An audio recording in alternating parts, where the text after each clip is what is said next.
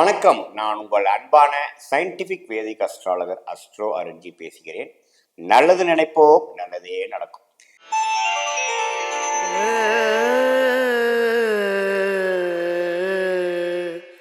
மீனராசி 2024 கடைசி மாதமாகிய டிசம்பர் மாதம் எப்படி இருக்க போகுது மீனராசி அன்பர்களுக்குன்னு பார்க்க போறோம். இப்போ பார்த்தீங்கன்னா, இதுக்கு முன்னாடி நம்மளோட சேனல் ஃபர்ஸ்ட் டைம் வரவங்க மறக்காம சப்ஸ்கிரைப் பண்ணுங்க. ஸோ தட் தொடர்ந்து நம்மளோட வீடியோஸ்லாம் உங்களுக்கு வந்து சேரும். இப்போ மீனராசி பொறுத்த வரைக்கும் 2024 டிசம்பர் மாதம் ஏதோ ஆண்டு கிரகத்தின் பயிற்சி இருக்கா, எந்த பொதுவாக டிசம்பர் மாதம் இருக்கான்னு பார்த்தா இல்லை. மீனராசிக்காரர்களுக்கு பார்த்தீங்கன்னா ராசி அதிபதி ஆகிய குருவே 3ஆம் இடத்துல நீடித்து ரிஷபத்திலே இருக்கிறார். அதே சமயத்தில் சனி வந்து விரய சனியாக 7 நாட் சனியோட முதல் பகுதி என்று சொல்லப்படுகிற விரய சனியாக நீடித்திருக்கிறார். செவ்வாய்ங்கிற ராஜோக அதிபதி 5ஆம் இடத்துல நீச்சமாக இருக்கிறார். அதே சமயத்துல ராகு ராசிக்குள்ளேயும் கேது 7ஆம் இடத்திலும் குரு பார்வையில் இருக்கிறார்.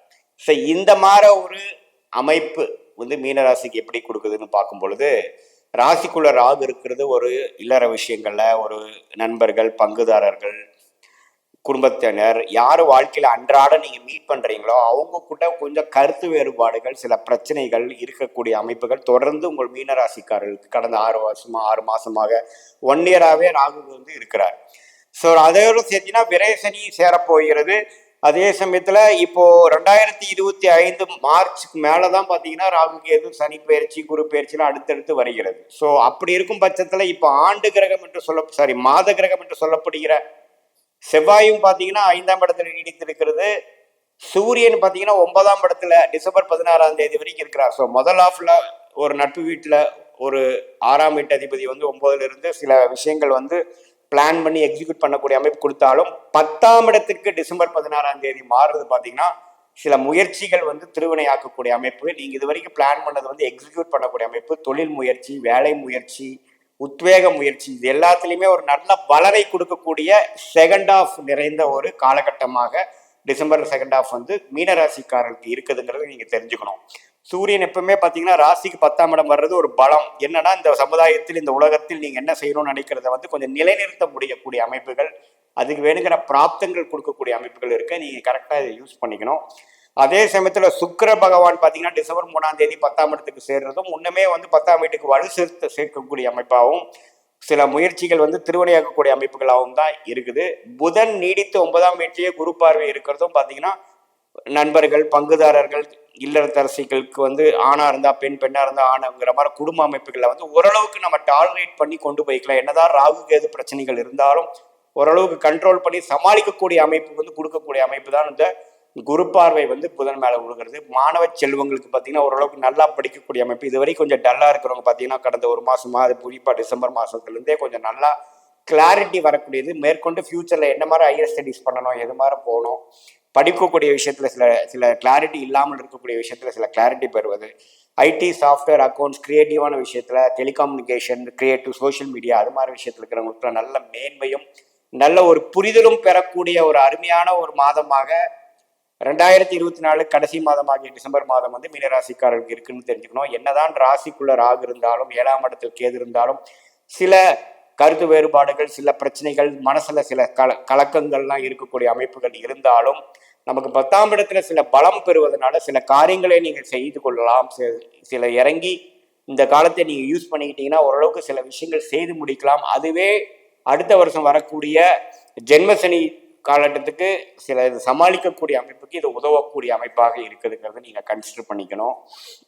ஸோ குரு வந்து 11ஆம் பாவத்தை நீடித்து பார்க்கும் பொழுது என்னதான் பிரச்சனை இருந்தாலும் சிறு சிறு லாபங்களும் சிறு சிறு வெற்றிகளும் பெறக்கூடிய அமைப்புகள் கொடுக்குதுங்க. அதே சமயத்தில் இப்போ பார்த்தீங்கன்னா செவ்வாய் ராஜோக அதிபதி கடகத்திலே நீடித்திருந்து 11ஆம் பாவத்தை பார்ப்பதும் பொழுதும் பார்த்தீங்கன்னா குழந்தைகள்னால சில வந்து மெனக்கெடுதல், சில பேத்துக்கு அவங்களோட மேன்மைக்காக சில செலவு பண்ணுறது, அது மாதிரி சில விஷயங்கள் கண்டிப்பாக உண்டு. ஸோ குழந்தைகள் கொஞ்சம் ஜாக்கிரதையாக பார்த்து அவங்க எது மாதிரி போயிட்டு இருக்காங்க அது மாதிரி கைட் பண்ணக்கூடிய அமைப்புகள் இருக்குது. இதே மாதிரி சீனியர் சிட்டிசனுக்கும் பார்த்தீங்கன்னா சில ஹெல்த் ரிலேட்டடான சில விஷயங்களும் கொஞ்சம் கேர்ஃபுல்லாக இருக்கக்கூடிய அமைப்புகள் கண்டிப்பாக தேவைப்படுகிறது.